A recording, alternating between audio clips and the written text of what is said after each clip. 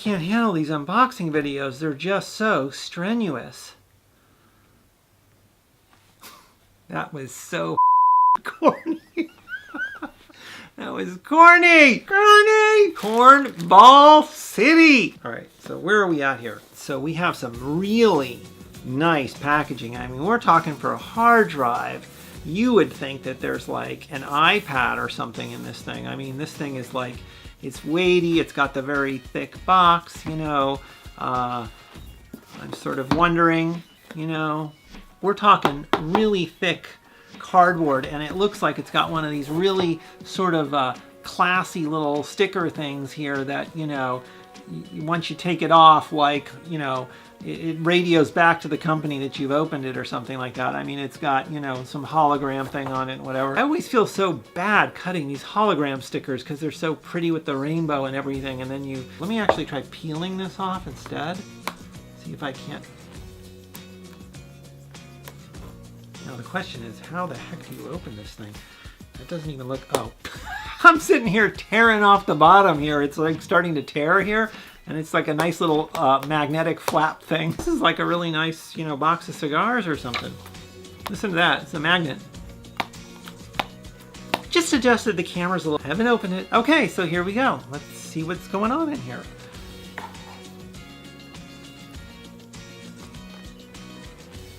Very nice looking. So right here we have the cable, and here's the unit, and this is really that nice foam. It's very, you know, sturdy foam. Whew, it's tall, it's big.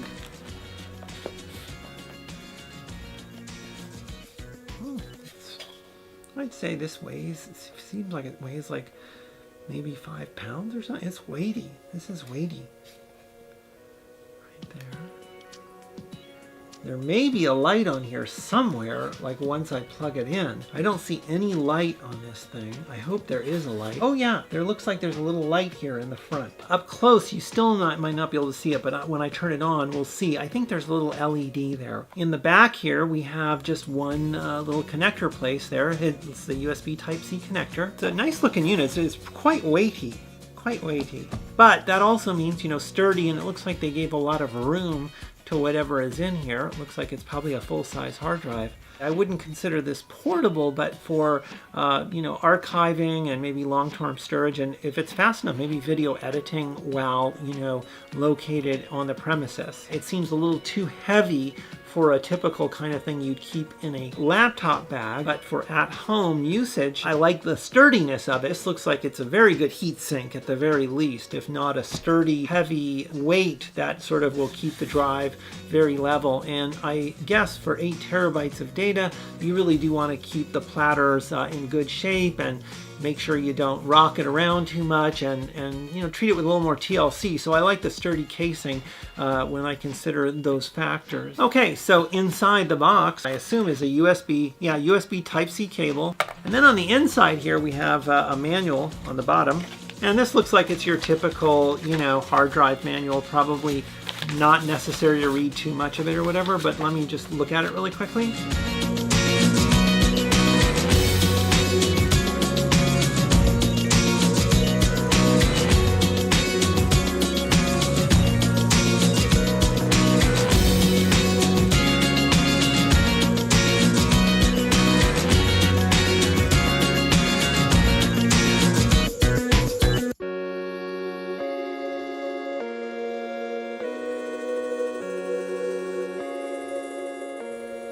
Oh, okay, yes.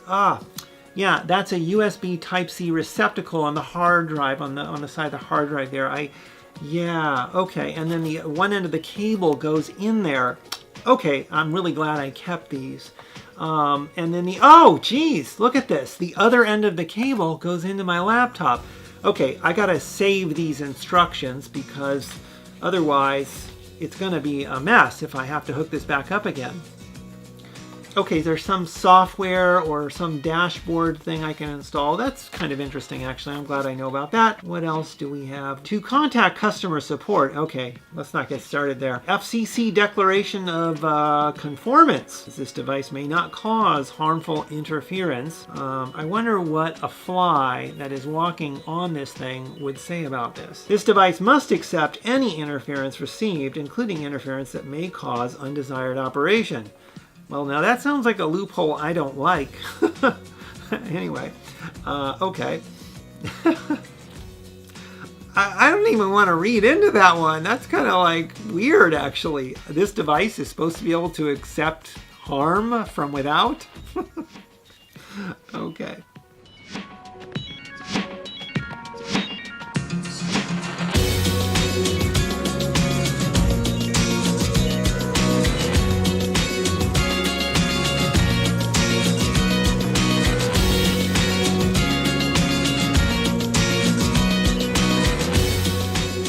Alright, so here's the drive, here's the cable. First I'm just going to plug the cable into the hard drive.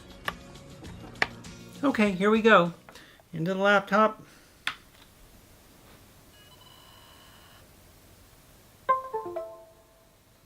It seems to be loading up. That's good. My ports are working. Let's take a look at this.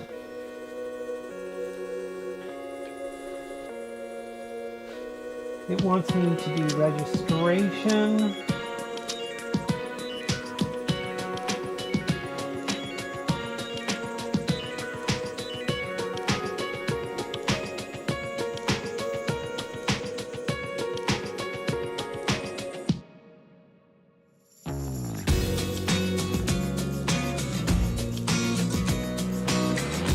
Okay, so I've got the Seagate Innov8 hooked up here. This is a USB 3.1 drive. It's plugged into the USB Type-C connector here on the laptop. I've got a Seagate Expansion. This is a 3 terabyte drive. It's hooked up to the USB Type-A receptacle here on the laptop. This is USB 3.0. They're both formatted with exFAT, and the reason why I did that without any encryption is just to give them both the same sort of baseline in terms of file system.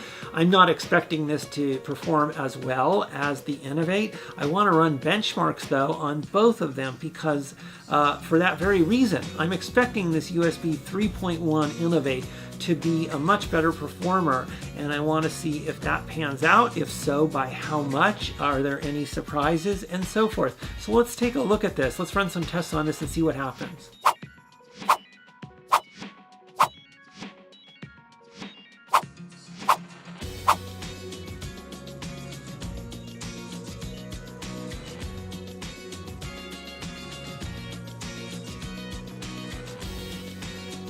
Here are the ATTO disk benchmark results for the Seagate Expansion. This is not the Innov8, this is the Seagate Expansion. On the right-hand side we have transfer size. That's the size of data, of test data, that the ATTO disk benchmark is going to directly read or write from or to the disk being tested, in this case the Seagate Expansion. What it's doing is it's going through various different block sizes that can be sent to the disk, and it's testing how long it takes to send each block size. By running many reads and writes for each of these tests, it can determine what the average throughput is for that particular block size. On the right-hand side, we see the megabytes per second for each transfer size. So you can see for the 4 kilobyte transfer size, it's about 63, 62 megabytes per second. Now you might think that by looking at this much detail and comparing it with the same amount of detail for another drive, you would be able to definitively determine which drive is a better performer. And while that may generally be the case if you see some stark relative differences between two drives, when two drives are close to one another, or even not super close but close enough, sometimes application patterns in I/O can really affect the nature of how a disk responds and handles that I/O, and sometimes that can lead to surprises. For example, take a look at the 4 kilobyte test here, the read-write test that I just pointed out. You'll notice it says 63015 for write, and 62704 for read. What we see is about 63 megabytes per second when writing 4 kilobyte blocks to this particular disk. When you look at the read, you see 62.7 megabytes per second when reading 4 kilobyte blocks from the drive. Now, this is the Seagate Expansion, not the Innov8. Take note of these values when I run the ATTO test against the Innov8 next.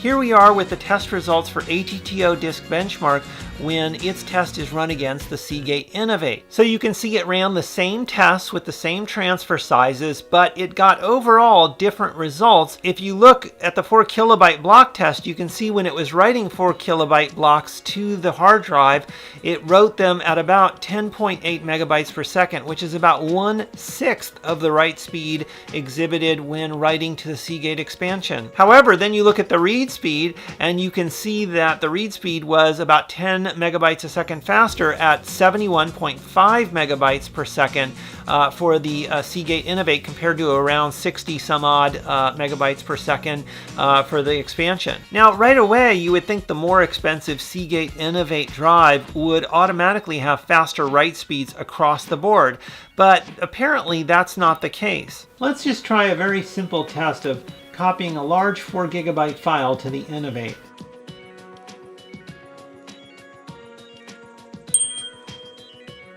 Now let's copy the same 4 gigabyte file to the Seagate Expansion.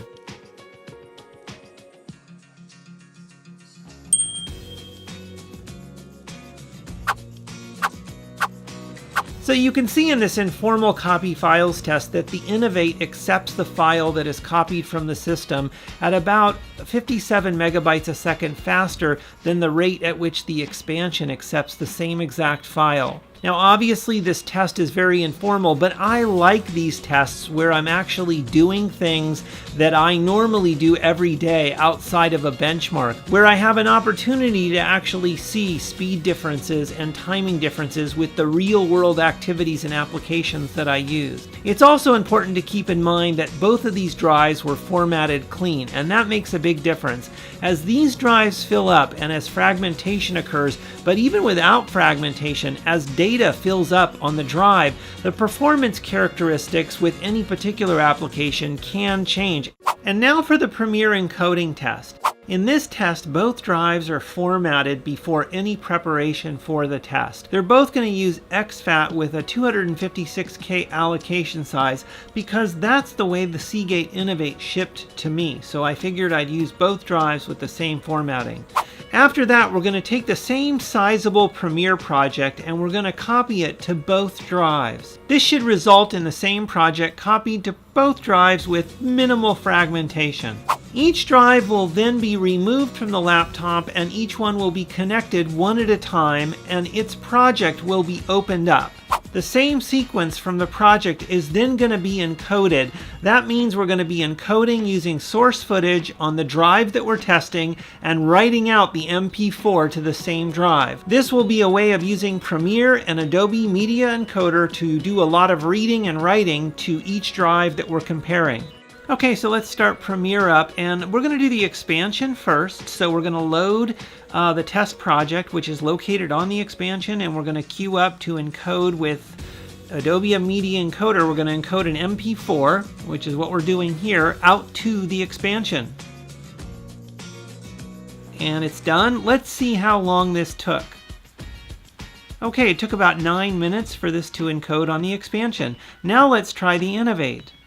Same project, it's located on the Innov8. We're going to have it encode with Adobe Media Encoder and write out to the Innov8. And here it goes. And let's see how long this took. Oh, 9 minutes. Well, they're both taking about the same amount of time to encode this project. There are several possibilities here. The two that come up most prominently to me are, one, the Innov8 could be equal to the Expansion in performance. That would be a little bit of a surprise. I'd expect the Innov8 to be a little faster. The other possibility, and this is what I think is going on here, is that encoding video is largely a GPU, CPU intensive process. Not that there isn't a lot of disk I/O, but I just believe that a lot of the work being done is in the GPU and CPU, where buffered I/O with the OS handling writing out to a disk, whether it's fast or slow, is enough to handle both of these in a way where they end at the same time.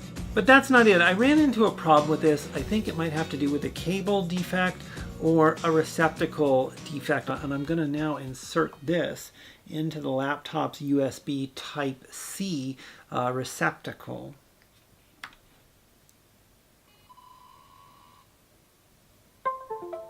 Okay, that sounds normal.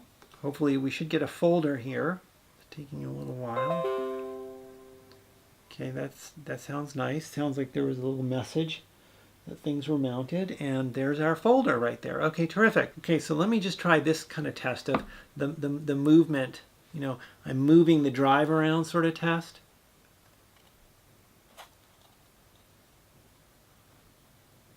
Well, it's being very well behaved in a relative sense right now, although that's not helping me with my confidence level. Case in point, there's a problem here.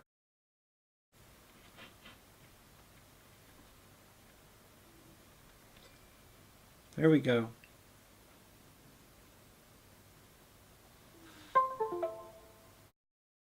So I don't know what this is all about, or if it's just a cable problem or what, but there is definitely an issue here.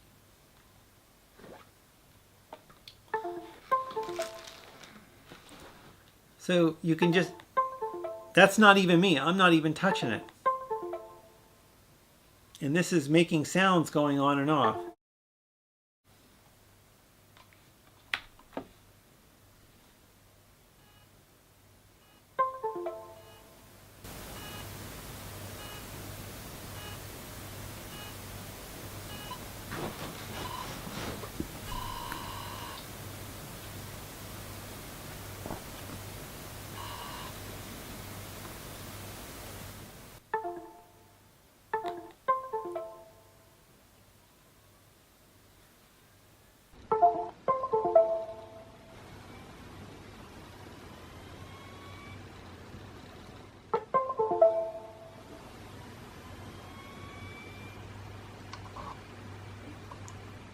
Now I'm going to take this cable out and I'm going to turn it the other way. Wait till that finishes and then boom.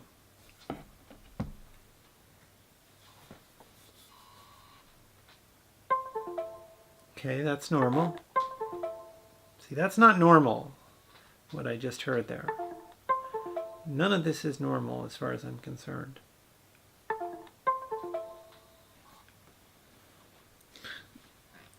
What's odd about that to me, so the folder is going to come up, I can tell. It registered. There we go. Okay. So what's weird about that is that insertion removal almost sounded like there was something in here struggling to maintain a connection. But it's really weird that it actually resolved itself. I mean, that's not the first time I've heard that sort of effort to connect by this drive, and then finally it does. So now that the drive is connected, let me jiggle the cable and see if it has an issue.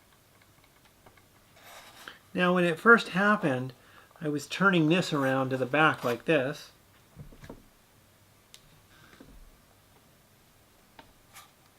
Just try turning it around a little bit. You know, you should be able to do that. I mean, you shouldn't twist the cable too much, but a little bit of turning around should be allowed. And apparently right now it is. So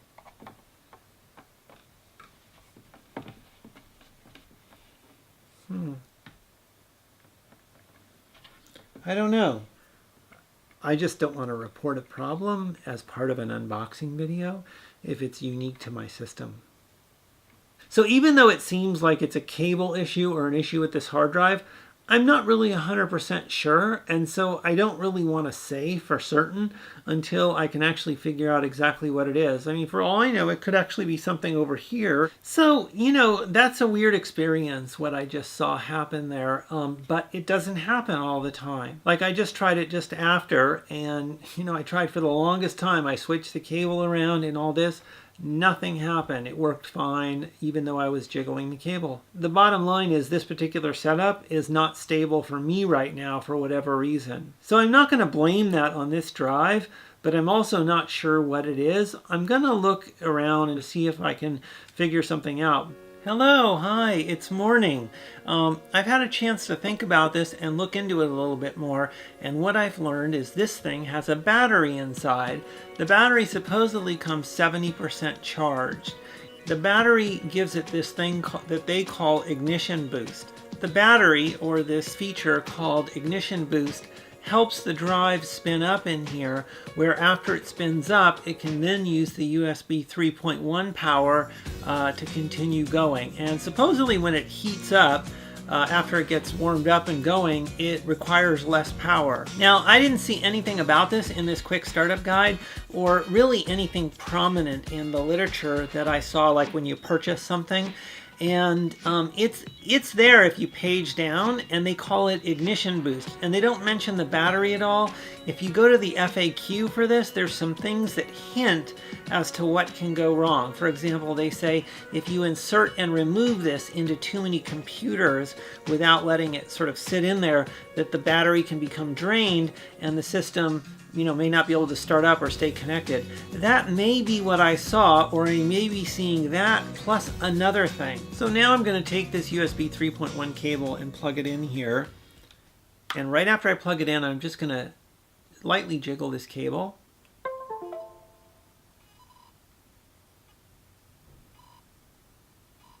Now it's in there, I'm not pulling it out or anything, but it's causing the startup to struggle.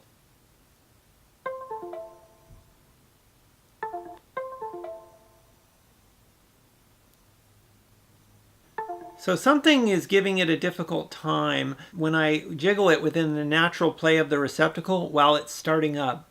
Now once it gets started up, and we'll wait till the Explorer folder shows here for the drive. So as soon, there's Explorer for the Innov8. Now that it's up, this is up and running, I'm going to now jiggle it within the same natural play of the USB 3.1 receptacle on this laptop.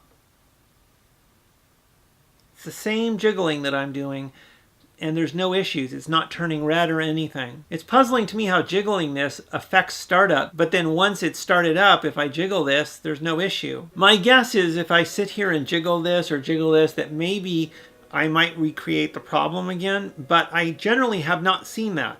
So look, I can't say what the problem here is off the bat. I don't have another USB 3.1 cable to test out a cable change. I can say that I don't think that this is necessarily bad, but I don't really know what the problem here is, and it has this ignition boost technology with this battery in here. And I did notice some problems this morning when I plugged it in, where it was having trouble starting up even without me holding on and touching this. Then I hooked in the docking station and plugged it in the docking station, and it started up just fine. Does the docking station have more power out of its USB 3.1 plug?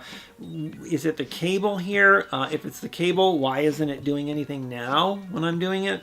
And I'm not really sure. But all I know is this setup is not working for me, and I'm a little concerned because this battery capability with this ignition boost is required for this thing to start up and to be reliable and work. And I don't have any other drives like that, and I'm a little concerned about adopting technology like that, especially under circumstances like this, you know, given what I'm seeing here, especially given it's 8 terabytes, which is quite large. Also, I looked at some of the literature, and it seems that they technically won't support this drive if it's connected to a docking station. They're not saying it won't work, it's just that they don't support that particular setup. With a drive that's this big and this heavy, that I would tend to actually leave plugged into a docking station, that's not really a warm and fuzzy for me. I know I can plug this into my docking station even if they're not going to support it, and it seems to actually work better when I do that. This is the TB16 docking station for this laptop. This is the Innov8. The Innov8's plugged into the TV16, the TV16's plugged into the laptop. I jiggle this while the Innov8 is starting up, and it doesn't cause any issues. I jiggle it now, it doesn't cause any issues. I jiggle this when the Innov8's starting up, it does not cause any issues. I jiggle this now, it doesn't cause any issues. So something about this Innov8 and this plug going into this receptacle and jiggling it while this is starting it causes an issue. Is there not enough power on this USB 3.1 connector when I use the laptop power supply versus the docking station? I can't say. I can't say off the top of my head, but the issue, I can't say off the top of my head, but you know, but it's, I can't say, but I just wanted to share that little piece of information along with all this other information. There's another thing. This little LED in the front is very difficult to see when I'm at this eye level and looking down, because these little indentations block the LED from any angle like this. So if I'm looking from here down, I can't really see the LED. And since that LED will turn red if there's a power issue, that's not so great. Also, everybody knows there's a real hard drive in here, so how do you open this up? It's not meant to be opened up. And then how do you change the battery? And when you need to change the battery, do you send the whole drive in? And what happens to your data that's on there? You know, I mean, I don't want to go sending my data in when I want to change the battery. So that's another thing. What do you do there? All right, that's it. Thank you so much. If you like this video, I hope you'll click like. And if you want to see some other videos of mine as I post them, I hope you'll subscribe. And I just want to thank everybody for watching. And thanks to the folks also for some of the past videos I've done already who have commented and liked and subscribed and stuff. Those little gestures have meant so much to me. It's kind of really fun to start to do this. And I know I don't have much of a big channel right now, but it is my channel, and it's really nice to just get some folks that have been a little supportive and stuff, and I really do appreciate that. It goes many miles, actually, those little gestures, so I really do appreciate it. Thank you. All right, bye-bye. Have a good one.